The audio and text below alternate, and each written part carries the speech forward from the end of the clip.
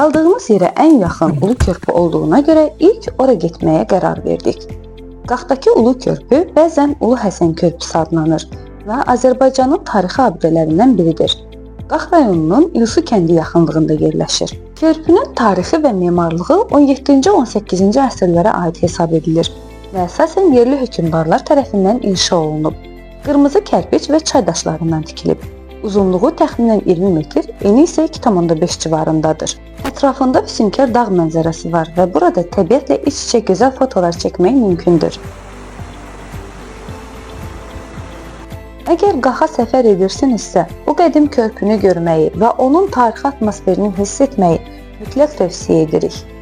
Ulu Körpüdən çox da uzaq olmayan Sumuq qalaya getməyə qərar aldıq. Bu qala əsasən müdafiə məqsədi ilə inşa edilib və uzun əsrlər boyu bölgənin təhlükəsizliyində mühüm rol oynayıb.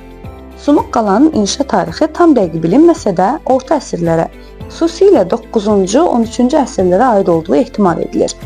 Qala İlsu Sultanlığının müdafiə sisteminin bir hissəsi olub və ətrafdakı düşmən hücumlarından qorunmaq üçün istifadə edilib. Tarixçilərin fikrincə qala içərisində hərbi qarnizon, anbarlar və yaşayış yerləri olub.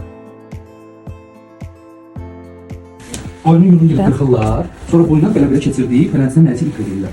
O ipi də bura sap düzəldirlər. Bilirdin, qoyunun yolundan sap düzəldirlər, bizə qalaqdır. Nənələr belə beşiklərdə yatırdı uşaqları. Yerləyirdilər, uşaqlar da yatırdı. El vurma. Ha, elə. Bunu sonda. Tarix və mədəniyyət həvəskarları üçün Sumuq qala Qaxda görməli yerlərdən biridir. Sonda onu da qeyd edim ki, hər nə qədər iki yaxın tarixi abidəni ziyarət etsək də, uşaqlar artıq xeyli yorulmuşdu.